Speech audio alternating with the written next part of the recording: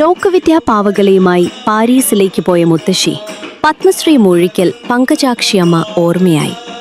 കൂത്താട്ടുകുളത്തിനടുത്ത് മോനിപ്പള്ളിയിലാണ് 2020 രാജ്യം പത്മശ്രീ പുരസ്കാരം നൽകി ആദരിച്ച പങ്കജാക്ഷി മുത്തശ്ശി ജീവിച്ചിരുന്നത്.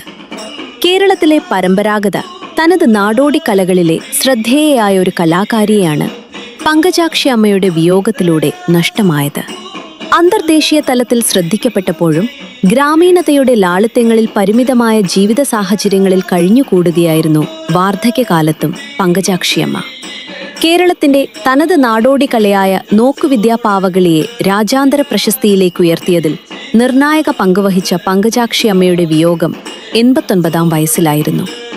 ഏകാഗ്രതയും അർപ്പണ മനോഭാവവും സൂക്ഷ്മ നിരീക്ഷണ പാഠവും ആവശ്യമായുള്ള പാവകളിയെ 85 വയസ്സുവരെ ജീവിതത്തിന്റെ ഭാഗമായി കൊണ്ടുനടന്നു ഈ മുത്തശ്ശി.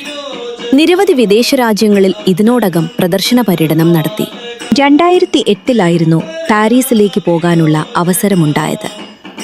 വിശ്വാസമനുസരിച്ച് ഈ കലാരൂപം ശിവനിൽ നിന്നുമാണത്രേ ഉത്ഭവിച്ചത്. ഏഴിലമ്പാല മരത്തിൽ നിന്ന് ഏതാനും മനുഷ്യരൂപങ്ങൾ കൊത്തിയെടുത്ത് ഭാര്യയായ പാർവതിയെ പ്രീതിപ്പെടുത്താൻ ശിവൻ നിർമ്മിച്ച പാവകളാണ് ഇവയെന്നാണ് വിശ്വാസം.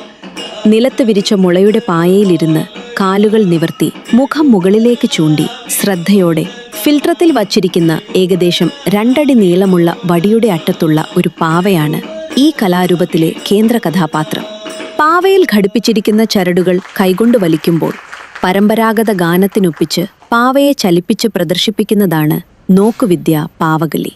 1 മണിക്കൂറോളം നീണ്ടു നിൽക്കുന്ന പ്രകടനത്തിൽ പാവ തന്റെ കൈകളുടെ സാമർഥ്യത്തിനനുസരിച്ച് നൃത്തം ചെയ്യും.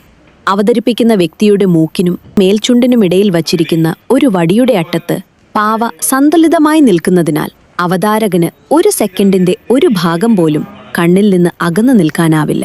അത്രയ്ക്ക് സൂക്ഷ്മമായ നിരീക്ഷണം ആവശ്യമായ ഈ കലാരൂപത്തിന്റെ നിലനിൽപ്പ് ഇപ്പോൾ പങ്കജാക്ഷിയുടെ പേരക്കുട്ടിയായ KS രഞ്ജിനിയിലാണ്.